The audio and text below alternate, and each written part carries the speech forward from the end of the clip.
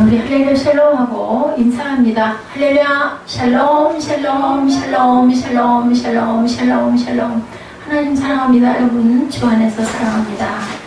예, 제가 오늘 영상을 좀 잘 보기를 원했는데 잘 전달이 됐는지 안 됐는지 모르겠습니다. 예, 성경에 증거되어 있어요. 마지막 때가 되면 예, 내가 하나님이다, 내가 예수다, 뭐 이렇게 내가 하나님 어머니다, 이런 사람들이 많이 등장하리라고 얘기를 합니다. 우리가 이단을 절대로 예, 소홀히 하고 그냥 아무렇지도 않게 생각하시면 안 되는데, 좀 그렇게 생각하지 않았는데 박진영 씨 그 구원파 부분이 모호하다라는 얘기를 제가 어저께 잠깐 듣고 그걸 잠깐 켜봤더니 알겠는 건 여러분 여러 가지 볼 필요 없어요. 예, 박진영 구원파다라고 나오고 자기 이름이 박진영 교단이 돼버린 거, 김일성 교주 이런 건 다 이단입니다. 예, 성경 공부하는 건 나쁜 게 아니죠. 그리고 굉장히 옳은 얘기를 많이 해요. 예, 내가 이렇게 복을 받은 건 어떤 위에 계신 분이 계시기 때문이다. 그 얘기까지도 이해를 했는데 그것이 하나님이 아니라 어떤 신이고 중간에 모두가 있다라는 건 나는 이해할 수도 인정할 수도 없고, 나와 위에 계신 분과의 관계에서 내가 복을 받으려면 예, 내 기도를 할 게 아니라 가난하고 어려운 사람들에게 많은 걸 나눠줘야 하나님께서 더 복을 주신다. 하나님이 아니죠. 그 신이 복을 주신다. 그 말도 맞는 말이잖아요. 그게 진정한 기도다. 그 말도 맞는 말입니다. 그런데 예, 자기는 다른 걸 아무것도 인정하지 않고 어떤 사람이든 어떤 그 종교든 예, 기도하면은 다 그것은 옳은 거다, 뭐 이런 얘기. 구원이 하나님으로부터 오는 게 아니라는 거는 이단입니다. 그리고 자기는 진영파다 이렇게 얘기를 해서 그게 바로 이단이구나 라고 제가 느껴서 여러분들 좀 보시라고 그랬는데 예, 제대로 전달이 되질 않은 것 같습니다. 누구든지 하나님 말씀 증거를 기가 막히게 잘해요. 이제 이단들은 특히. 근데 끝에 가서 꼭 성경 공부하자 하고 나서 나중에는 예, 본인들이 하나의 교주가 되는 이름이 드러나는 것은 무조건 이단이라고 생각을 하시면 됩니다. 우리가 지금 3개월 가까이 여호수아, 그죠? 가나안 정복 전쟁에 대한 것을 계속 말씀을 나누고 있습니다. 이 가나안 정복 전쟁은 말씀이 크게 세 가지로 나뉘어 있는데 3단계로 이루어져 있습니다. 1단계는 가나안 정복 주요 거점 정복하는 것, 그죠? 어디서부터? 여리고서부터 처음에 어디를 건너서 요단강 강을 분명히 건너왔어야 되고, 그리고 나서 여리고부터 시작이 됐죠. 그리고 그 다음에 아주 작은 아이성에서는 기도하지 않음으로 인해서 또한 아간의 옷 외투를 훔치고 금을 훔쳐서 감춘 것으로 인해서 벌을 받는 부분들을 우리가 봤습니다. 이 단계는 완전한 군사적 우위를 확보한 후에 가나안 땅의 영토를 12지파에게 분할하는 것. 우리가 그냥 얼핏 듣기에는 땅을 다 분배해 줬다라고 생각을 해요. 근데 점령한 다음에 분배해 준 게 아니라 미리 얘기를 해놓고 니들이 그거 점령해서 너희가 가져라. 내가 너희들을 승리하게 해주시겠다라는 믿음에 관한 것을 12지파에게 말씀해 주셨을 뿐이에요. 들어가서 점령은 본인들이 갖기. 왜 우리의 인생이 거기에 보이죠? 우리의 목숨, 우리가 열심히 수고하고 땀 흘리고 노력해야 거두어진다는 말씀을 증거하고 있습니다. 3단계는 각 지파별로 자신들이 받은 영토를 내서 남아있는 이방 족속을 정복해야 되는 책임을 가지고 있습니다. 그래서 아까는 원수마귀를 우리는 늘 물리칠 줄 알아야 되겠다. 제가 아까 찬양이 좀 무거웠죠. 마지막 부분에 마라나타 주 예수여 오시옵소서. 예수님께서는 이미 오셨어요. 예, 그런데 낫이라고 합니다. 아직은입니다. 아직은 없으니까 마지막 전 세계가 우주가 멸망할 때, 그게 마지막 때 최후 심판이 온다라는 것을 얘기하면서 얼레이디 아직입니다. 그리고 이미 왔다라는 부분은 십자가에 못 박혀서 부활하심으로 성령으로 우리 안에 다 와 계십니다. 그래서 이미 오셨고, 근데 아직 아닌 건 마지막 심판의 때가 아직 기다리고 있다라는 것을 여러분들 꼭 아시기 바랍니다. 성찬도 했고, 우리 박길순 집사님에 대한 마음에 제가 할 수 있는 건 기도밖에 없어요. 주일날이라도 집중해서 좀 기도를 해야 되겠고 찬양으로 입술로 고백해야 되겠다 싶어서 오늘 찬송들이 조금 무거웠습니다. 오늘 우리가 읽은 11장은 1단계 전 이스라엘 백성이 함께 주요 거점을 점령하는 전쟁이 맞춰지는 장면으로 시작이 됩니다. 11장 23절에 이와 같이 여호수아가 야훼께서 모세에게 이르신 말씀대로 그 온 땅을 취하여 이스라엘 지파의 구별을 따라 기업으로 주었더라. 그때 그 땅에 뭐가 그쳤어요? 전쟁이 그쳤더라. 뭐가 와요? 평화, 평강이 옵니다. 우리 인생에도 이런 평화, 샬롬의 복이 임하는 것처럼 최고의 복은 없습니다. 몸이 아플 때나 건강할 때나 우리가 무슨 무엇을 이루었을 때나 이루지 못했을 때나 우리가 고난받을 때나 어떠한 때라도 우리 마음 안에 샬롬의 복이 임하면 모든 걸 극복할 수도 있고 내가 기쁨과 감사가 넘쳐나면 그런 것쯤은 아무 상관이 없습니다. 때와 장소, 시기 뭐 이런 거 아무 관계가 없어요. 누가 그랬어요? 바울과 신라가 감옥에 갇혀서 기쁨으로 찬양하는 것처럼 그랬더니 옥이 열리죠. 그런 역사가 일어난다. 승리의 역사가 일어납니다. 그래서 아픈 분들을 위해서 제가 기도할 때도 저도 제 부분도 마찬가지입니다. 뭐 이 병을 낫게 해주세요. 저는 그렇게 기도하지 않습니다. 제 마음에 평강이 넘치게 해주옵소서 이렇게 기도합니다. 예, 우리가 살고 죽고 우리의 생명은 우리에게 있지 않아요. 그것은 어쩔 수 없습니다. 하나님의 손안에 있다는 걸 우리가 인정하고 내가 지금까지도 이 나이까지 살아올 수 있게 해주신 거 감사하는 것밖에 없다고 저는 생각을 합니다. 60여 년 이상을 전쟁이 없는 그리고 뭐 배가 고파서 굶어 죽을 지경이 아닌 그런 삶을 살게 해주신 하나님의 은혜를 저는 생각하면 새록새록 하루하루가 기적이고 하나님이 주신 시간이 선물이라는 생각을 굉장히 깊이 하고 있습니다. 그래서 아픈 분들 위해서 기도할 때 저는 그분 안에 하나님이 가득 차게 해주세요 하고 저는 기도합니다. 살고 죽는 부분은 하나님의 손안에 있습니다 라고 저는 고백을 합니다. 먼저 가나안 중부 지역의 요충지인 여리고성과 아이성, 예, 그 부분 여러분들 잘 아시죠? 그리고 길갈에다가 본부를 두죠. 또 뭘 쌓았어요? 거기다가 그저 제단을 쌓기도 기념비를 세우기도 했죠. 예, 돌 12개를 취해서 요단강 안에도 두었습니다. 여기서 5장에 나타나죠. 가나안 남부와 북부가 연합세력을 형성하는 것을 방지하기 위해서 중심부터 쳐서 분할을 시킨 거예요. 가운데 허리를 탁 쳐가지고 분할을 시켰죠. 그리고 가나안 남부를 공략해서 5 아모리 왕과 분사를 기브온에서 대파하게 하고 주요 성읍을 단계적으로 정복하도록 작전이 필요한 거예요. 작전이. 제가 우리 9시 예배 때 말씀을 전하면서도 그 생각을 했습니다. 우리는 분명한 거는 지혜로워야 되겠다. 지혜가 있어요. 뭐든지. 지혜가 있어야만 성공할 수 있다는 거. 지혜는 굉장히 필요합니다. 여러분들 추우세요? 에어컨 트니까 너무 시원하네요. 몸이 그냥 찐득찐득하고 안 좋았는데. 또 더우면 뒤에서 트시기 바랍니다. 1절 이하를 보면 그들의 군대 규모가 어느 정도인지 나타나죠. 1절에 어떻게 얘기하고 있습니까? 하솔 왕 야빈이 이 소식을 듣고 마도난 요도아크 시본 왕과 악살 왕과 우리 이름이 설죠. 예, 및 북쪽 산지와 감내는 남쪽 아라바와 평지 서쪽의 높은 곳에 있는 왕들과 동쪽과 서쪽의 가나안 족속과 아모리 족속과 헷 족속과 브리스 족속과 그리고 산지의 여부스 족속과 미스바 땅 헤브론한 산 아래 히위 족속에게 사람을 보내서 4절에 그들이 그 모든 군대를 거느리고 나왔으니 백성이 많아 해변에 수많은 모래와 같고 말과 병거도 힘이 많았으며 이 왕들이 모두 모여 나와 이스라엘과 싸우려고 메론 물가에 함께 진쳤더라. 연합 작전을 펼치는 부분이 증거되어 있습니다.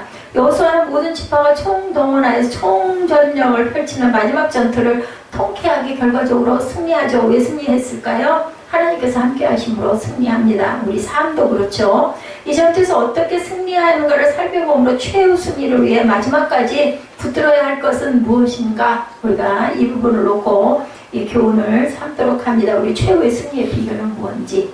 예, 오늘 성경은 1차 가나안 중요 거점 점령의 최후 승리를 위해서 지시하시는 하나님의 간단 명료한 작전 지시를 통해서 승리의 비법을 알 수가 있습니다. 예, 나는 전능한 하나님이라 하시죠. 우리 그 왼쪽에 벽보 보세요. 나는 내 앞에서 행하여 완전하라고 명령하고 계십니다. 전능하신 모든 것이 전지전능하신 그 하나님을 믿으시기 바랍니다. 하나님의 작전 명령은 6절이죠. 여호와께서 여호수아에게 이르시되 그들을 인하여 뭐하지 말라? 두려워 말라. 내일 이맘때 내가 그들을 이스라엘 앞에 붙여 몰살시키리니. 하나님이 이렇게 말씀하시는데 몰살이 안 될 일이 없죠. 이것을 믿으면 그냥 전쟁은 끝난 거예요. 다 이긴 거죠. 몰살시키리니 뭐라고 그래요? 너는 그들의 말 뒷발에 힘줄을 끊고 그들의 병거를 불살라라. 말들의 뒷발 힘줄이 끊어지면 어떻게 될까요? 병거도 움직일 수가 없고 사람이 말을 타고 전쟁을 할 수가 없어요. 말들이 다 쓰러질 테니까 힘줄이 끊어져 버렸는데 거둘 수가 없겠죠. 말들이 이렇게 지혜가 필요한 겁니다. 그리고 그들의 병거 마차들을 다 불살라 버리겠다. 이에 여호수아가 모든 군대와 함께 메론 물가로 가서 갑자기 습격을 하게 합니다. 하나님께서 이 작전도 명령을 하신 거죠. 자, 우리가 최우순 일하기 위해서 주어진 사명을 보고 두려워하지 말아야 되겠다. 첫 번째는 두려움이에요. 제가 물에서 항상 느끼는 게 그겁니다. 걱정을 하고 정말 호흡이 조금 불편하거나 아니면 옆에서 물탕을 크게 쳐가지고 코로 물이 들어가거나 하면은 숨이 헉 하게 되죠. 그렇게 되면은 막 이게 정상적으로 가던 게 가지지가 않아요. 그러면 겁이 덜컥 납니다. 이거 아무래도 못 갈 것 같아요. 영락없이 중간에서 서야 되는 지경. 아니면 내 몸이 물로 잠기는 그런 힘이 들어가니까 몸에 힘을 빼야 되고 겁과 두려움처럼 아주 최악의 적은 없다라는 것을 여러분들 아시기 바랍니다. 여호수아는 전쟁을 한 번 하고 그친 게 아니죠. 많은 전쟁을 계속해서 12지파의 그 땅들을 점령해 나가죠. 영적 전쟁도 마찬가지라는 것을 여러분들 생각하셔야 됩니다. 한 번 있고 끝나는 게 아니에요. 오죽하면 하나님의 보좌 앞에 뭐가 진을 쳤다 그래요? 우리 그 말씀 속에서 금요일 날인가요? 예, 사탄이 진을 쳤다고 얘기합니다. 하나님의 보좌 앞에도 사탄이 진을 칩니다. 그리고 회방을 합니다. 그러니까 그 세력은 어쩔 수가 없어요. 루시퍼도 천사였죠. 그것은 우리가 인정을 하고 가야 되고 사탄을 무찌르는 건 하나님의 말씀밖에 없고 두려움과 겁이 없어야 된다. 삶의 전쟁을 한 번 하고 그치는 것이 아니죠. 전쟁은 어떤 전쟁도 두렵습니다. 아무리 익숙해도 두려워요. 항상 두려움밖에 없는데 하나님은 여호수아를 향해서 그들을 인하여 두려워하지 말라라고 명령을 하십니다. 여호수아에게 말씀하시는 걸까요? 아니죠. 저와 여러분에게 오늘 주시는 말씀임을 믿습니다. 하나님이 어떤 사명을 주실 때, 인생의 과업을 주실 때 늘 하시는 말씀이 두려워하지 말라, 놀라지 말라, 겁내지 말라, 나는 내 여호와 하나님이시니라 라고 말씀을 합니다. 그러니까 놀라고 겁내면 결국은 우리가 사단에게, 적에게 먹힌다, 이미 치고 들어간다라는 거죠. 진정 승리를 위해서는 말씀을 붙들어야 된다. 여러분들에게 제가 그 헌금 봉투 쓸 때 말씀 성경 구절을 꽉 쓰라고 합니다. 우리 예지가 아직 실천을 못하고 있어요.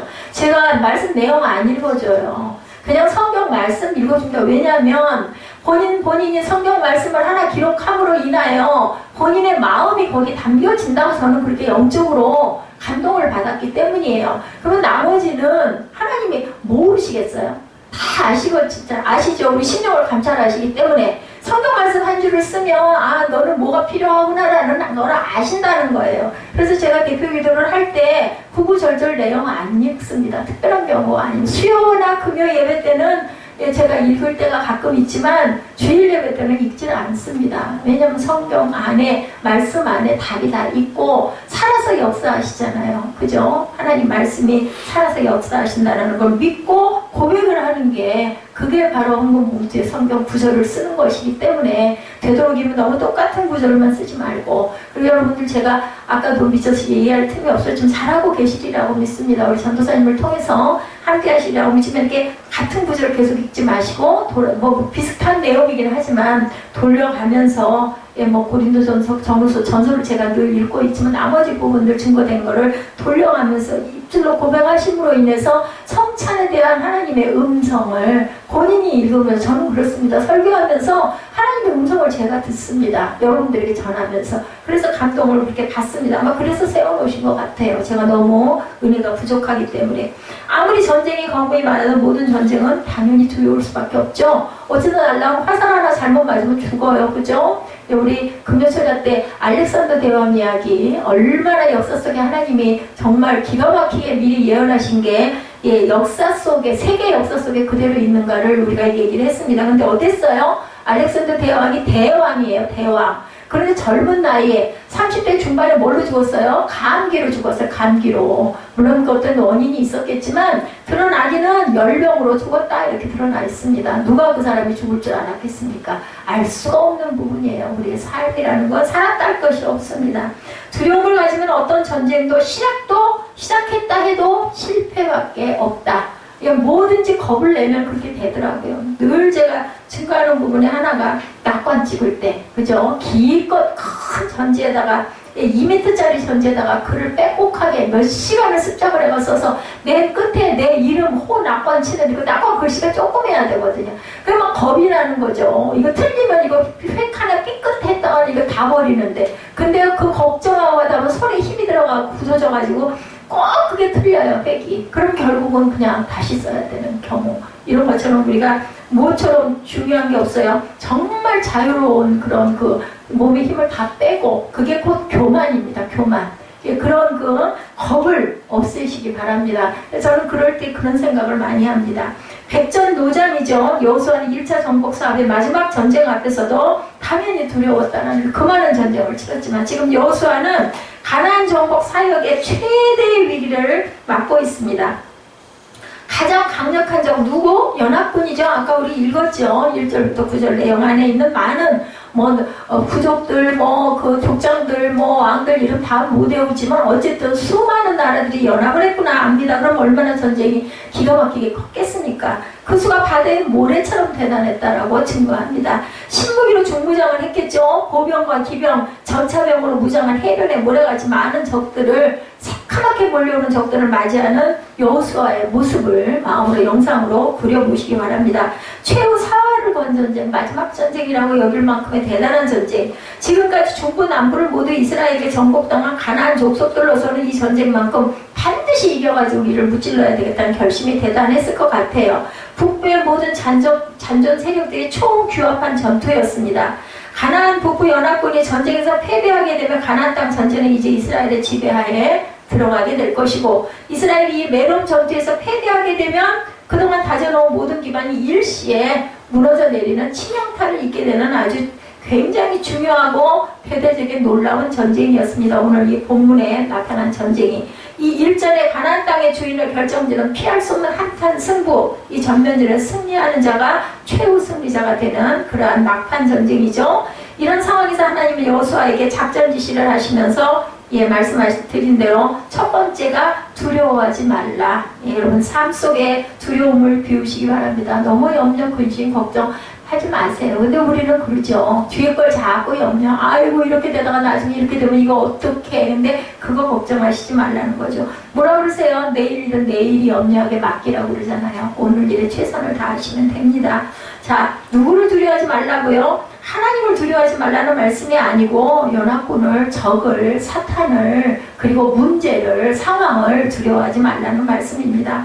점령해야 할 대상이 이제 두려워할 대상이 아니라는 거예요. 적은. 그리고 내가 그냥 너 내버려둬도 방치하지 않는다. 내가 너와 함께 하겠다고 말씀하시잖아요. 그렇기 때문에 그렇다면 우리가 두려워할 게 없죠. 우리가 든든한 백이 있으면 어때요? 우리 어린 아기들은 엄마가 백이에요. 그 어떤 엄마든 상관하지 않아요. 무조건 나는 그냥 매달려 붙어 있으면 되는 거죠. 뱃속에서부터. 이런 마음으로 어린아이와 같은 심령을 갖지 아니하면 너희가 천국에 들어갈 수 없다고 얘기해요.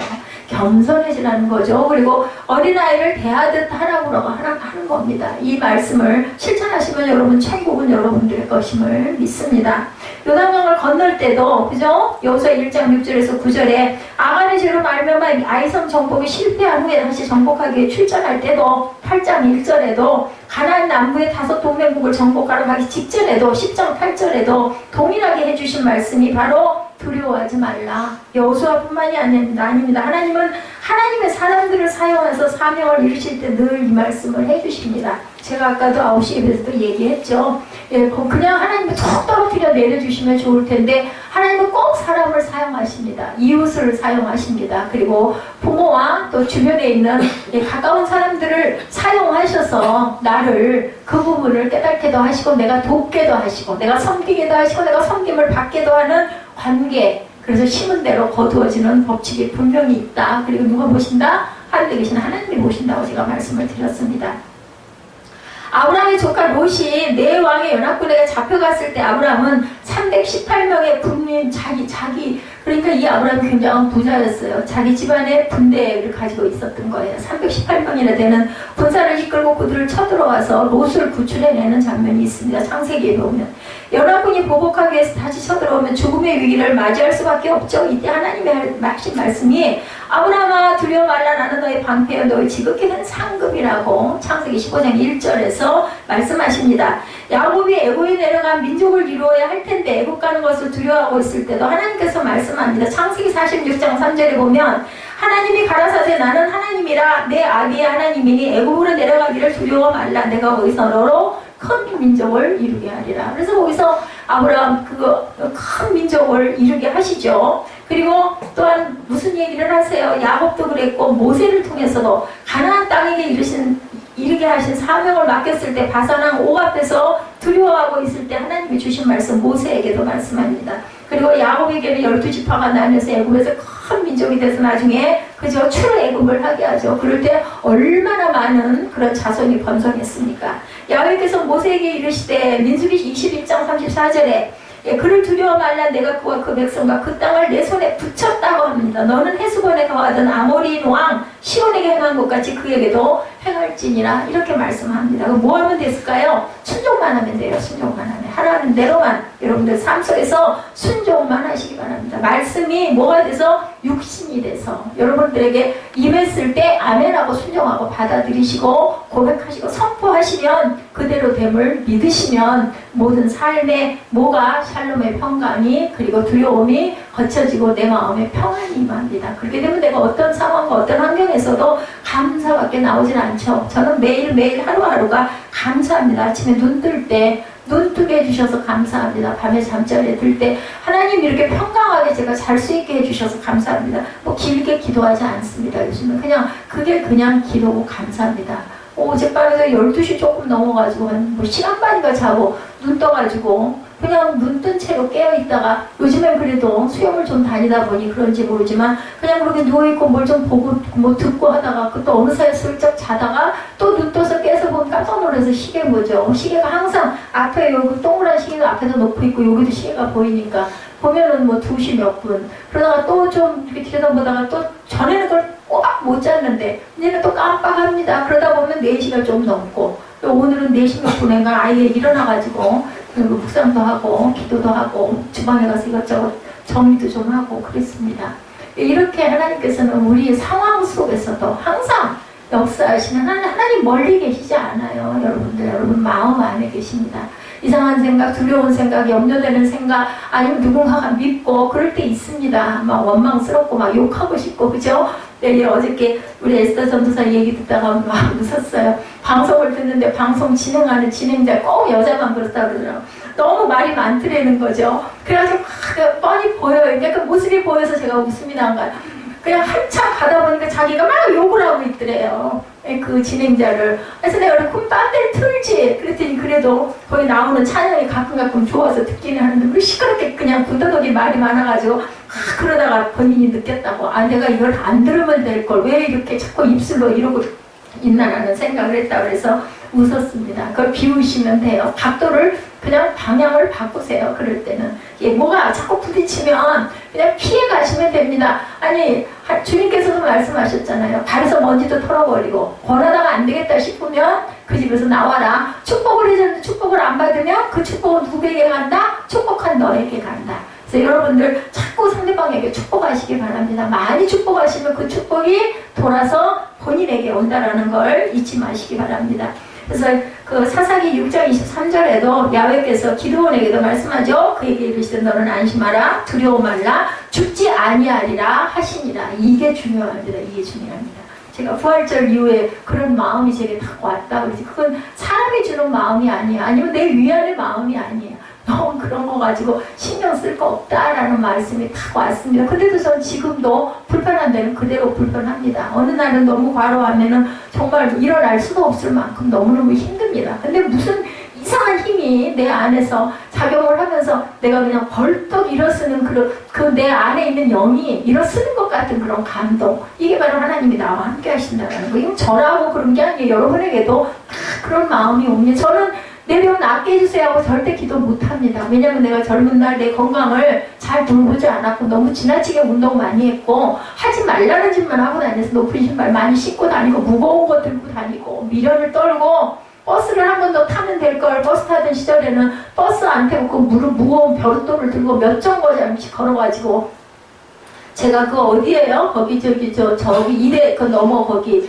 불레왕산인가 거기서부터 서기동까지 그 합정동 거기 그 체육관까지 걸어왔어요. 그러니 그 높은 신을 신고 이 몸이 온전했겠어요. 이렇게 미련을 떨고 다녔으니까 결과가 이렇게 그 원인이 없는 결과는 없습니다. 그걸 제가 너무 잘 알기 때문에 제가 뭐 가족을 먹여 살리느라고 일을 하느라고 병원에서 그 얘기하면 얼마나 젊은 날 고생을 많이 하셨으면은 뼈 나이가 80대에 노인이 돼 있다라고 얘기를 하면서 안쓰러워하는 간호사를 보고 제가요 그럴 만한 대접받을 사람도 못 돼요. 괜히 쓰잘데없이 하지 말라는 짓만 하고 돌아다니고 운동 너무 과격하게 있게 됐습니다 하고 제가 고백을 했습니다.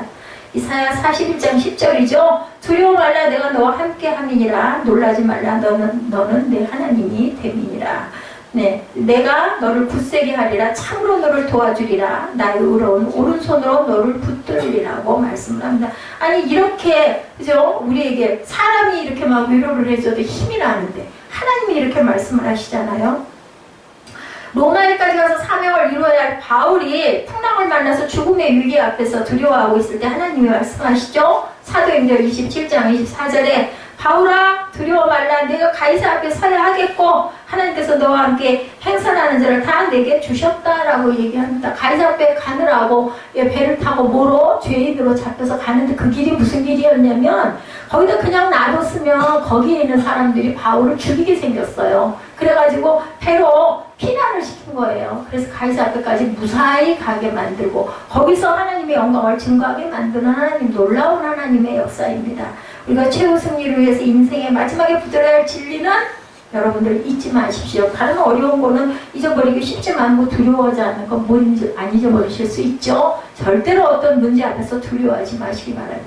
직장에 뭔가 답답한 일이 생기고 해도 그냥 무조건 도망갈 생각하지 마시고 죽일 거냐고. 하나님이 나 알고 계시고 내가 하고 있는 거 다 보고 계시는데 나는 최선을 다했고 나는 절대로 내 양심에 거짓된 짓을 하지 않았으면 된 거야. 그런 게 있었으면 그걸 회개해야 되겠죠. 그렇기 때문에 우리는 물을 배짱을 내밀고 그냥 든든한 내 백 하나님을 믿고 구하시기 바랍니다. 우리가 이루어야 할 과업 주신 사명을 두려워하지 말아야 되겠죠. 두려움은 하나님의 선물을 풀어보지도 못하고 포기하게 만들어버린다. 저도 이렇게 말씀을 증거하고 있습니다만 두려움이 아니라 마음이 미안함 때문에 자꾸 이게 마음이 내려앉을 때가 많습니다. 물질이 없으면 사람이 살아갈 수는 없죠. 굉장히 불편하죠. 이런 부분 때문에 하나님이 주신 사명을 내가 하는 게 너무 미미하고 없는데 몸도 하나 주체를 못하면서 내가 이렇게 서 있는 게 주변에 민폐가 아닌가 이런 생각을 하고 자꾸 마음이 움츠러들 때가 많습니다. 근데 그것도 또한 두려움이겠죠. 왜냐하면 하나님께서는 네 가족을 보시는 게 아니라 하나님께서는 한 영혼을 바라보고 계세요. 하나님과의 그 사람과의 관계입니다. 그게 맞습니다. 아니 왜 나를 여기에 이렇게 갖다 붙여 얹어놔가지고 이걸 이 짐을 지고 앞에 무슨 특별한 빛도 안 보이고 소망도 안 보이는데 그건 사람의 눈입니다. 하나님의 눈이 여러분에게 주신 내가 원하든 원하지 않든 그 과업을 바라보고 계신다는 거. 하늘나라에서 하나님이 보고 계신다는 거. 여러분들 영원히 사실 거잖아요. 여기서만 사는 거는 짧은 기간입니다. 그것을 길게 깊게 바라보실 줄 아는 영적인 충만함이 임하시기 바랍니다. 어떤 일을 이루는데 두려움은 현대인들이 가장 큰 문제 중에 하나다. 수많은 사업을 번성을 저해하고 수많은 예술과 문학의 탄생을 가로막는 것도 이런 두려움이라는 거죠. 뭐 자금이 부족해서 내 낮은 교육 수준 때문에 정부의 검열이 아니라 그 모든 것들이 공포로 다가옵니다. 앨런 다운슨은 리더의 두려움을 극복하라는 책에서 인생 성공의 핵심이 바로 두려움에서 해방되는 것이다. 이렇게 얘기하고 있습니다. 그는 비즈니스에서 성공하는 조건은 단지 세 가지라고 얘기하는데 자신의 재능을 신뢰할 것, 자신의 열정을 추구할 것, 두려움을 물리칠 것. 자신의 재능은 열정을 가지고 모하면서 손이 그죠? 제가 지난번 그 샘진 지금도 우리 아들 같아서 잘 봅니다. 가끔 눈에 띌 때 손에서 피가 나도록 연주하기 위해서 연습합니다. 타고난 천재적인 재능을 갖고 있다 해도 피나 하라는 노력이 없으면, 열정이 없으면 절대 이루어질 수가 없어요. 성공 이론가인 나폴레옹 힐은 공포의 실체에 대해서 공포는 모든 논리를 무력하게 하고 모든 상상을 파괴하며 모든 자신감을 꺾어버리고 모든 열정을 지워버리고 모든 의욕을 없애버리는 힘을 지니고 있다고 얘기합니다. 그리고 사람들은 나태와 비천과 불행에 빠뜨리고 많은 것이 바로 공포와 두려움이라고 얘기합니다. 미국의 저명한 심리학자 린다 세퍼리는 두려움이 나를 망친다라는 책에서 두려움은 사람을 수동적이고 소심하고 경계심을 품게 하고 불안하게 하고 그리고 자신이 없게 만들고 매사에 비판적이게 하고 자신을 망치게 한다. 비판 많이 하는 사람일수록 그 사람 마음 안에 상처가 없는 사람이 없어요. 보면은.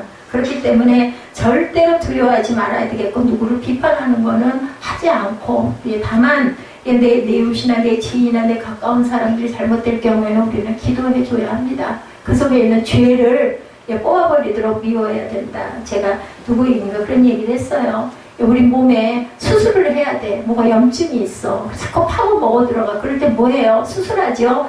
그 수술하면 그 속에 있는 바이러스 그걸 뽑아내는 거지. 그 병에 걸린 사람을 미워할 필요가 없는 거잖아요. 거기에 있는 그거 잘못된 부분들 그것만 파내면 되는 거. 그걸 미워해야 되죠. 아주 깨끗이 파내야 되죠. 수술을 해내야 살아날 수 있기 때문에 그렇지 생명을 미워해서는 안 된다는 얘기를 제가 비유로 얘기를 했습니다. 우리가 무능의 두려움, 만약 실패한다면 이런 가정, 그리고 거부에 대한 두려움, 핵심에 끼지 못하면 어떻게 하나 이런 두려움, 결핍의 두려움, 내 성과를 훔쳐가면 어떻게 누가 내가 이거 해놓은 거를 내 대신 자랑을 해가지고 결국 내 걸 지 걸 만들면 또 우리 그럴 때 있잖아요. 실컷 고생은 내가 했는데 나 자랑은 누가 대신 누가 한다 이런 얘기들 많이 하죠. 현실의 두려움 어디 손쉬운 해결책은 없나 이걸 찾아보고 다니고 미지의 두려움 저기 뭐가 숨어있지 권위의 두려움 규칙을 어기면 어떻게 될까 이런 두려움들을 갖고 있습니다. 나이의 두려움도 있죠. 내가 퇴물이 됐네 이거 어떡하지 그리고 재능의 숨통을 쥐는 이 모든 것들을 일을 시작도 못하게 하는 그 결국은 뭐예요? 사탄의 실체라는 것을 잊지 마시기 바랍니다. 하나님에 대한 두려움을 갖지 못하게 하고 사명에 대하여 과업에 대하여 두렵게 해서 결국은 실패하고 손들고 미리 겁내갖고 도망가게 만드는 실체 두려움을 너무 자주 강하게 너무 오랫동안 느끼는 사람 두려움이 단순히 특정한 상황에서 일어나는 반응이 아니라 삶의 방식이 되어버려요. 소극적이 되어버리고 되도록이면 피하고 싶어하고 되도록이면 밀폐돼서 그냥 내 무리 안에 내 안에만 갇혀져서 있으려고 하는 그런 사람이 된다. 우리에게 부여주신 과업은 두려워할 대상이 아니고 우리가 항상 그것을 정복하고 넘어서야 되는 사명을 하나님 주셨던 걸 보면 7절입니다. 담대하게 기습 전능을 버려서 승리하죠. 여호수아는 모든 군사를 거느리고 매는 물가로 갑니다. 그리고 기습 공격을 합니다. 북부 동맹군은 여러 작은 도시국가로 이루어져 있었기 때문에 일사불란한 지휘 체계를 갖추기 위해서는 어느 정도 시간이 필요했다는 거예요. 그들에게는. 여기서는 이 허점을 노립니다. 그래서 북부 동맹군이 체제를 정비하기 전에 기습 공격을 합니다. 태양아 멈추어라 하는 장이 10장이었던가요? 오죽이나 하면 그렇게 선포하죠. 여호수아가 얼마나 믿음이 대단해. 왜냐하면 하나님이 내 편이신 걸 알기 때문에. 이들이 아직 이스라엘 군인들이 멀리 떨어져 공격하기 전에 시간이 걸릴 것으로 생각하고 그들은 방심을 했다는 거죠. 이스라엘은 동맹군들에 비해 분명 전력은 약세였지만 내일 이맘때에 그들이 이스라엘 손에 붙이시겠던 하나님의 약속 6절의 말씀을 의지하고 담대하게 기습 공격을 수행해서 가나안 북부 동맹국에게 결정적인 타격을 가했다. 이 전쟁을 통해서 우리가 알아야 될 것, 우리가 하나님의 지혜를 꼭 구해야 된다. 우리가 내 경험이나 아니면 내 지식은 한계가 있습니다. 한계 위에 계신 하나님을 인정할 줄 알아야 되겠다.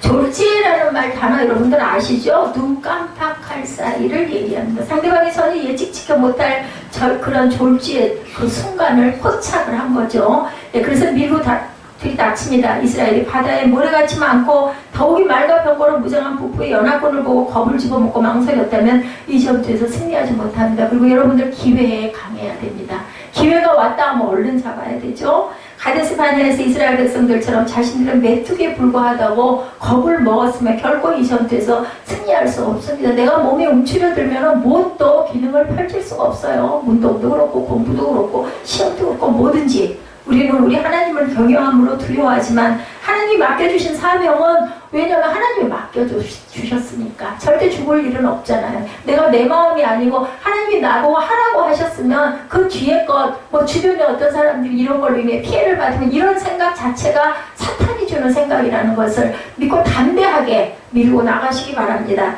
이 말씀 속에 두 가지 의미가 포함되어 있습니다. 자, 내일 이맘때 내가 그들을 이스라엘 앞에 붙여서 몰살 지키리니 라고 말씀을 하죠. 자, 이 말씀 속에 첫째는 하나님이 그들을 이스라엘 백성들에게 붙여주었다라는 거예요. 하나님이 붙였다라는 거죠. 니들이 이기라고 내가 일부러 갔다가 그거 제물로 너 준 거야. 그럼 니 어떻게 할래? 가나안 연합군이 한꺼번에 오고 있는데 그렇게 한 것을 단번에 가나안 북부를 점령할 수 있도록 하나님이 붙여줬다고 말씀을 하세요. 그들은 네 밥이야. 니들이 점령할 수 있어. 그죠? 자, 하나님이 붙여주었으니까 사명으로 받으라는 겁니다. 사명감으로 할 때 쉽게 포기하지 않죠. 감정에 좌우되거나 이익에 끌려가지 않습니다. 사명자들은 이렇습니다. 사명감으로 할 때 마침내 그 일을 이루어 최후 승리를 하죠. 둘째는 다음은 너희들이 싸우긴 싸우지만 이 전쟁은 하나님이 하시는 전쟁이라고 얘기하시죠. 하나님이 승리하게 해주시겠다고 약속을 합니다. 오늘 본문에 하나님이 확실하게 보장해 주시겠다는 거죠. 전투를 수행하고 있는 자들은 이스라엘 백성이지만 승리케 하시는 분은 마하나임 하나님이시라고 말씀을 합니다. 사실 이 가나안 땅의 정복은 우연히 된 일이 아니죠. 하나님께서 430년 전에 아브라함에게 예언해 주셨죠. 하늘의 별처럼 땅의 모래처럼 너희들은 번창하게 될 것이라고 약속을 했습니다. 그 예언의 성취의 내용이 바로 이 가나안 정복입니다. 노예 생활과 방랑 생활을 청산하고 가나안 땅에서 안식과 행복을 누리게 하시기 위해서 이스라엘 백성을 출애굽을 시키셨어요. 누구로 인해서? 야곱의 허리에서 난 12지파로 인해서 12배로 땅을 분배해서 적과 꿀이 흐르는 가나안 땅, 영적으로 바라보면 천국을 소유하게 해주신 것이 바로 이 사건입니다. 우리 인생의 모든 전쟁도 마찬가지다. 인생은 누구나 어떤 사람이나 전쟁을 겪고 갑니다. 이 전쟁의 승리를 하나님이 약속했으니까 친히 하나님이 싸워주시겠다는 염려할 게 없고 겁낼 게 없다는 거죠. 이미 요단강을 건너게 하시고 여리고성과 아이성을 무너뜨리게 하시고 가나안 남부의 5 동맹군을 패배하셨던 하나님께서는 이제 가나안 북부의 전체 동맹군들과 전쟁이 없이 승리하게 만들어 주시겠다라고 오늘 11장에서 말씀을 하십니다. 여호수아가 사명 붙들고 나아가니까 어떻게 했어요? 8절에 하나님께서 그들을 붙여주니까 그들을 격파하죠. 여호수아가 정복전쟁에서 계속적으로 주는 말씀이 나타나 있습니다. 10장 8절, 12절, 19절, 30절, 32절, 11장 6절, 8절, 21장 44절, 그리고 24장 11절에 나타납니다. 오늘 11장의 말씀에도 말씀하고 계시죠. 6절에 뭐라고 말씀하고 계셨어요? 여호와께서 여호수아에게 이르시되 두려워하지 말라. 이 말씀이에요. 다른 말씀이 아니라. 하솔 왕을 진멸하죠. 그를 따르는 사람도 모두 진멸됩니다. 약속의 땅을 차지하게 됩니다. 그러니까 이게 가나안 정복이 땅을 다 나눠주고 나서 분배를 받고 전쟁한 게 아니라 그냥 말로만 너는 이쪽을 줄게, 너는 저쪽을 줄게. 근데 하는 일은 누가 해요? 그들이 가서 싸워서 이겨서 땅을 점령해야 될 것이 사명으로 남아 있는 거예요. 그러니까 우리가 세상을 살 때 그냥 자연스럽게 우연히 이루어지는 건 없습니다. 우리가 싸워서 성취를 해야 되는 게 바로 우리 몫이라는 거. 인생 역사도 마찬가지입니다. 그리고 사람이 어떤 일을 앞에 놓고 두려워하는 이유는 대체적으로 3가지. 첫째는 홀로 내가 혼자서 이걸 어떻게 해? 이 생각 때문이다. 분리되어 있다고 생각하죠? 그런 분들을 향해서 뭐라고 그러세요? 하나님께서 내가 너희와 함께 하겠다라고 말씀을 합니다. 예수님은 두려워하는 제자들에게 내게 세상 끝날까지 너희와 항상 함께 하겠다라고 말씀하시죠. 마태복음 28장 20절의 마지막에 예수님 승천하시기 전에 너희는 모든 족속에게 말씀을 증거하라. 내가 너와 함께 하겠다. 싸울 때 절대로 너 혼자는 아니야. 내가 너랑 함께 하겠다고 말씀합니다. 둘째는 사람이 두려워하는 이유는 능력이 부족하기 때문인데 그 큰 과업을 수행하기에는 능력이 부족하다는. 그러나 우리 하나님은 내 능력이 아니라 내 능력으로 싸워 승리하게 해주신다. 자, 오른쪽에 우리 왼쪽에 앉으신 자리에서 왼쪽으로 눈을 돌려보십시오. 성령의 능력으로 우리는 이렇습니다. 지난 5월달에 성령 강림절에는 제가 그만 깜빡 잊어버려가지고 조금 늦었지만 성령 강림을 붙였습니다. 우리 교회가 성령 강림 그 절기에 우리 교회가 세워졌습니다. 5월달에 제가 잊어버리더라도 여러분들이 저한테 환기를 시켜주시기 바랍니다. 사람이 두려워하는 이유는 능력 부족이다. 셋째는 미래에 대한 불확실성. 과연 내가 이렇게 해서 될까? 이런 생각을 하게 되죠. 우리 하나님께서는 미래에 대해서 확실하게 승리로 보장해 주시겠다고 말씀합니다. 우리에게 주어진 전쟁은 뭘까? 아무리 무거운 과업일지라도 하나님이 맡겨주신 일이라면 사명감을 가지고 담대하게 나아가면 반드시 하나님께서 나를 통해서 성취시켜 주신다는 것. 하나님께서는 꼭 뭔가를 손에 올려놔 드려야 그걸 통해서 성취를 시키십니다. 오병이어 제가 항상 말씀드리죠. 그거 못 주시겠어요? 오병이어가 없다 한들 5,000명 먹을 거 못 주시겠느냐고요. 근데 꼭 하나님께서 올려드리기를 원한다. 그래서 우리가 하나님께 헌금을 드리는 겁니다. 그걸 통해서 하나님은 그 믿음을 보시고 역사하시죠. 우리를 위해서 십자가에서 못 박혀 돌아가신 예수께서 우리를 두려움의 늪에서 쓰러지도록 방치하시지 않는 하나님이시라는 것. 뭐라고 그러셨어요? 마가복음 9장 23절이죠. 할 수 있거든요. 무슨 말이냐? 믿는 자에게 능치 못함이 없느니라. 내 딸이 살 수 있을까요? 하고 할 수 있거든요. 그러니까 예수님이 말씀하시죠. 할 수 있거든요. 무슨 말이냐? 믿는 자에게 능치 못함이 없다. 오늘 이 시간 가장 좋은 은사를 주시기 위해서 이곳에서 역사하시는 성령께서 내가 할 수 없는 일을 할 수 있도록 은사를 주실지를 믿고 사모하시면 주십니다. 스가랴 4장 6절입니다. 만군의 야훼께서 말씀하시되 이는 힘으로 되지 아니하며 능으로 되지 아니하고 오직 나의 신으로 되느니라. 그때는 신이지만 구약에서는 신이지만 신약에서 뭐예요? 나의 영으로 되느니라. 성령께서 이미 우리에게 오셨잖아요. 이사야 41장 10절에도 내가 너를 굳세게 하리라. 참으로 너를 도와주리라. 참으로 나의 의로운 오른손으로 너희를 붙들리라. 이렇게 말씀합니다. 자, 두려움을 분석해보니까 미래에 대한 두려움이 92%래요. 학자들이 분석을 해봤더니 쓸데없는 두려움과 불안. 그러니까 우리 염려가 98%는 쓸데없는 염려라고 얘기를 하죠. 여호수아는 이미 경험을 했죠. 전쟁을 통해서. 가나안 정벌을 놓고 두려워하는 여호수아에게 하나님은 그의 앞길을 다 준비해 놓고 계시죠. 요단강을 가르고 여리고성을 무너뜨리는 방법을 준비해 놓으신 하나님이 여호수아에게 말씀하죠. 그가 내 앞서 행하시며 너와 함께 하사 너를 떠나지 아니하시며 버리지 아니하시리니 너는 두려워 말라 놀라지 말라. 신명기 31장 8절 말씀입니다. 여호수아서가 아니고요. 그 훨씬 전에 신명기에서 이렇게 말씀하시는 하나님, 미래를 두려워할 시간과 여유가 있다면 하나님을 더욱 경외하고 하나님을 찾고 마음으로 감사하고 기도하시면 됩니다. 그러면 하나님이 우리의 미래를 다 준비해 놓고 기다리고 계신다라는 거죠. 아브라함은 미래의 불확실한 그 불확실성 앞에 두려워하지 않았죠. 하나님을 경외하고 어디로 올라갔어요? 아들 이삭을 데리고 모리아산으로 제단을 드리려고 올라갑니다. 이 사건을 통해서 하나님이 말씀하시죠. 내가 이제는 너를 알겠다. 너는 내 친구다. 라고 말씀을 합니다. 이렇게 하나님께도 보여드릴 필요가 있어요. 내가 얼마나 하나님을 순종하고 내가 얼마나 하나님을 믿고 내가 얼마나 하나님을 따르고 있는지를 우리 행동으로 우리의 말씀의 선포로 우리가 찬양하고 기도로 보여드릴 필요가 있습니다. 결과는 여호와의 이레가 되죠. 하나님께서 준비해 놓으신 양으로 제단을 드리게 해주시는 하나님 절대 안 죽이시죠. 아니 이삭을 낳아가지고 내 대를 잇게 해주시겠다고 했는데 이삭을 죽이면 어떻게 대를 잇고 가겠습니까? 아브라함은 그걸 믿은 거예요. 죽이셔도 살려놓으실 거다. 뭐를 믿었다? 부활신앙이 이미 아브라함에게는 창세기 때부터 있었다는 거죠. 하나님을 경외하고 나가는 모세의 앞길에 하나님은 갖가지 필요한 것들을 잘 준비해 놓으셨죠. 그 40년 동안을 먹이시고 입히시고 물을 주시고 구름 기둥을 주시고 불 기둥을 주시고 말씀으로 주시고 계속 동행하시는 하나님이 출애굽 과정에 봅니다. 그게 우리 인생이에요. 그 출애굽이.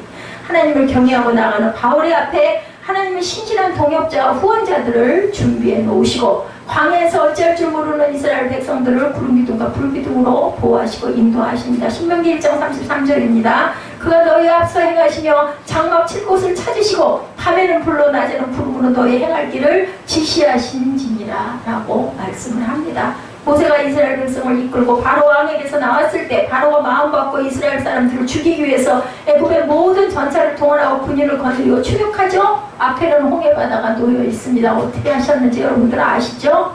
모세가 지팡이를 내밀고 부르짖어서 구하니까 바다가 열렸다가 그리고 다 지나가고 나니까 그죠? 그 애국군이 물 가운데까지 딱 오고 나니까 탁 닫아가지고 완전히 수장을 시켜버리는 하나님이 못하시는 게 어디가 있겠어요? 수중에 있는 그 기가 막힌 도시들이 그렇게 물에 잠기리라고 생각을 했겠습니까? 하늘 높을 줄 모르고 그저 문명의 이 길이라고 아무리 번쩍거리게 만들어 나갔댔자 하나님이 한 방에 물속에다 수장시키면 그냥 끝인 거예요.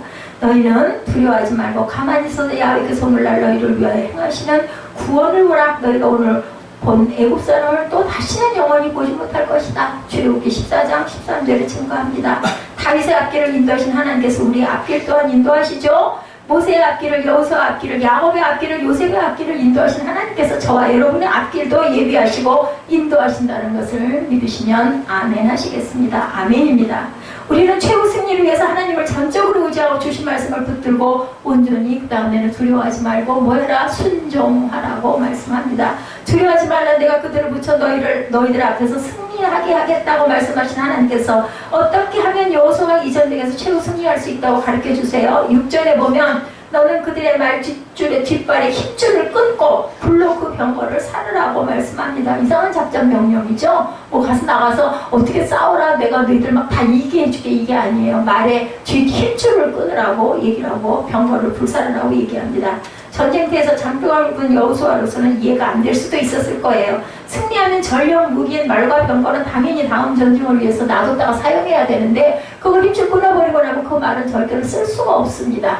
그런데도 그걸 다 끊으라고 얘기하죠. 자신들에게 없는 신무기를 빼앗았는데 그것을 사용하지 말고 불살라버리라는 것도 도대체 현실적으로는 이해가 안 가는데 우리가 인간의 생각과 인간의 눈과 하나님의 눈과 하나님의 생각은 내 생각은 네 생각보다 높다고 이사야서 55장에서 말씀하죠. 첫째는 오직 하나님만 의지하라는 거예요. 내가 말하는 대로 너는 순종만 하면 된다라는 겁니다. 전쟁의 승패는 무게에 있는 것도 사람이 숫자 있는 것도 아니고 오직 야훼께 있으니 하나님만 의지하라. 하나님이 어떤 하나님이세요? 질투하시는 하나님이기도 합니다. 우리가 대적하고 우리가 그것을 말을 듣지 않으면 결코 우리와 함께 하시지 않는다. 전투의 방법의 말이나 경거가 아니라는 거죠. 노획한 말이 뒷발 힘줄을 끊음으로 말을 전투용으로 더 이상 사용하지 못하게 하라는 겁니다. 또한 병거를 불사름으로 병거를 의지하지 못하도록 하십니다. 만일 그들이 기병대와 병거로 무장하면 하나님을 의지하는 대신 이 기병과 병거를 의지하기 때문에 우리 삶 속에서도 마찬가지입니다. 내 명예를, 내 돈을 아니면 내 사람, 내 이웃을 의지하려고 하는 마음이 있으면 하나님이 함께 하시지 않나요? 그럼 네가 해. 사람이 할 수 있는 건 한계가 있는 거 여러분 아시죠? 내가 합니다. 내가 돈이 있으니까, 내가 이 지인이 있으니까, 내 병원에 누구 아는 사람이 있으니까 해봐. 그럼 네가 안 하십니다. 근데 아무것도 나는 없습니다. 손들고 나아가면 내가 너를 구하며 내가 너를 살리마 라고 말씀을 하신다는 거죠.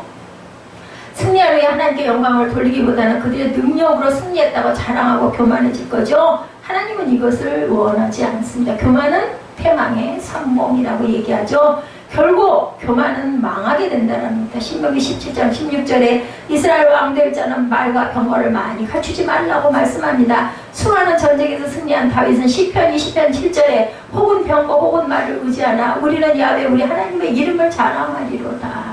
다윗이 물맷돌 5개 갖고 나갈 때 뭐라고 그래? 골리앗에게 너는 창과 단창을 의지하지만 나는 야훼 신을 의지해 나아가노라고 물맷돌로 골리앗의 그 이마에 그죠? 명중을 시키죠.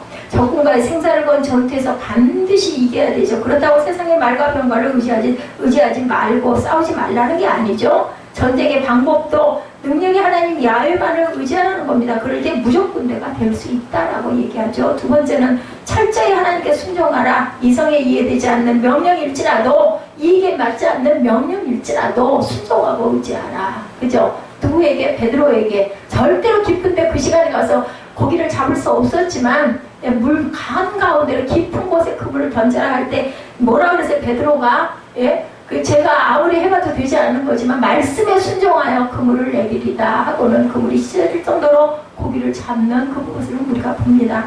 철저히 하나님께 순종, 이 순종입니다.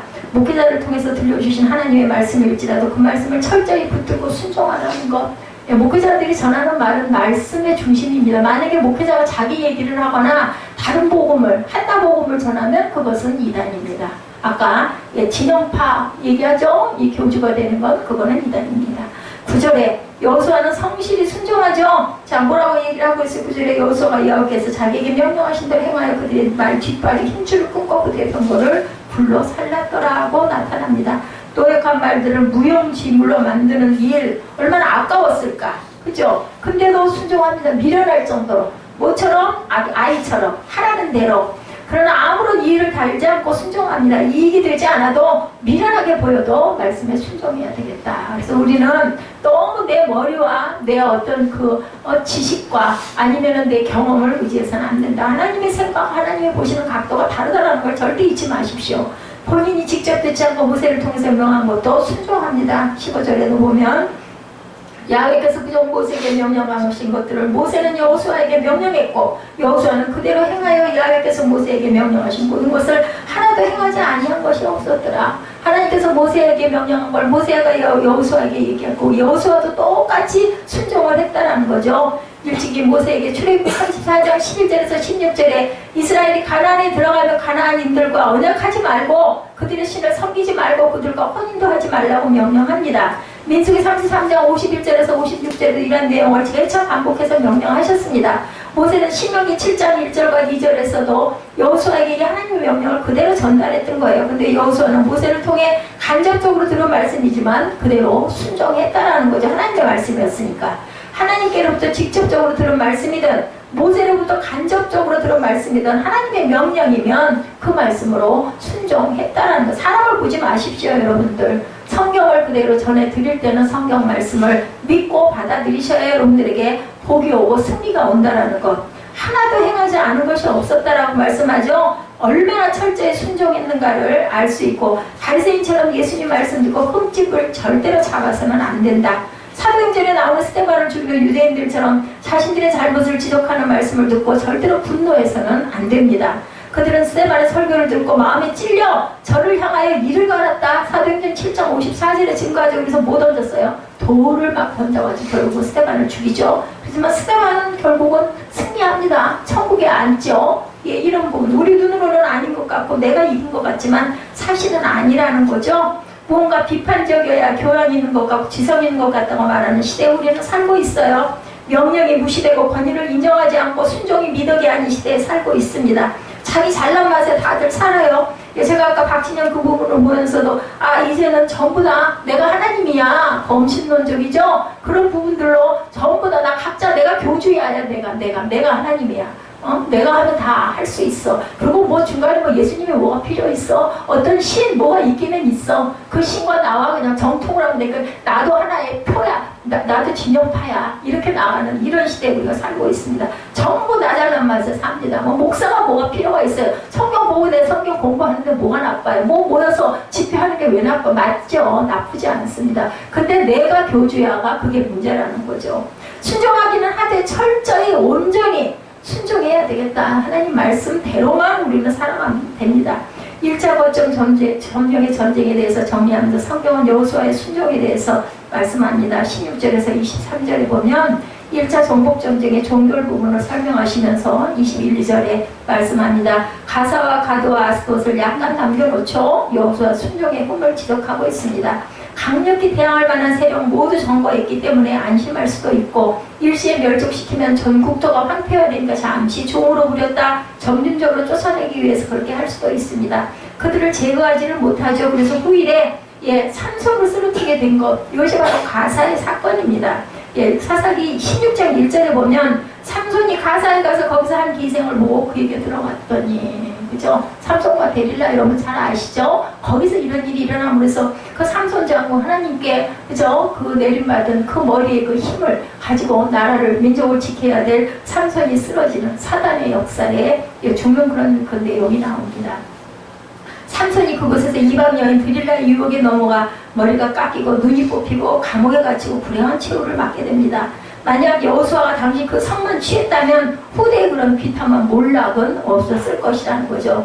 여호수아의 명령한 그 미디안을 손쉽게 점령할 수도 있었겠죠. 연전연승을 하고 있을 때들이고 적들은 쳐들어온다는 말만 들어도 벌벌 떨 때였는데 경쟁력 있고 힘이 있을 때고 넉넉히 승리할 만한 환경이 되어 있을 때 작은 힘으로 물리칠 수 있는 기회를 잃으니까 큰 힘도 물리칠 수 없는 무시무시한 세력으로 그들은 발전을 해버립니다. 가드도 마찬가지죠. 골리앗이 가드 사람이에요. 가드를 남겨놓았기 때문에 벌어진 싸움이 바로 골리앗 전쟁이었다는 거. 아스돗도 마찬가지입니다. 후대 이스라엘이 블레셋에 패하고 그 3만이 죽습니다. 사무엘상 4장 10절에 보면 법궤까지 빼앗기죠. 그 법궤가 어디로 옮겨집니까? 결국 여호수아가 정복하지 않았던 땅 아스돗으로 옮겨지는 게 사무엘상 5장 1, 2절에 나타납니다.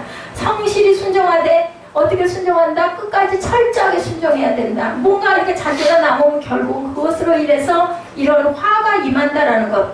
사울왕은 철저히 순종하지 못해서 최후 승리를 얻지 못하죠. 사울왕이 아말렉과 전쟁을 하죠. 하나님은 모든 것을 다 죽이라고 그랬어요. 멸하라고 그랬는데 뭐라고 그랬어요? 양과 사고가 너무나 기름지고 좋아요. 그것을 진멸하기는 너무 아까워. 뭐 이것까지 다 진멸할 일이 뭐 있어. 그래서 모든 좋은 것을 남기고 진멸기를 즐겨 아니하고 가치 없고 낮은 것은 진멸했습니다. 그렇게 됨으로 인해서 사울은 하나님께 버림을 받습니다. 사무엘이 와보니 소와 양의 소리가 들려온다. 그래서 왕에게 물어보죠. 어찌된 일입니까? 그때 사울이 그것은 무리가 아말렉 사람에게서 끌어온 것인데 백성이 당신의 하나님이냐 이렇게 제사하려 하여 양과 소의 가장 좋은 것을 남겼다. 핑계를 대죠. 그 외의 것은 우리가 진멸하였나이다 라고 말합니다. 이때 사무엘이 뭐라고 말해요? 사무엘상 15장 22절에 우리가 잘 아는 순종이 뭐보다 낫다? 제사보다 낫고 듣는 것이 수양의 기름보다 낫다. 우리는 하나님의 말씀이 철저히 순종하고 우리 눈으로 보이는 그게 이익인 것 같지만 하나님의 말씀하시는 부분은 끝까지 마지막까지 순종해서 사울같이 버림받는 일이 없는 저와 여러분 되시기를 주님의 이름으로 축복합니다. 기도하시겠습니다.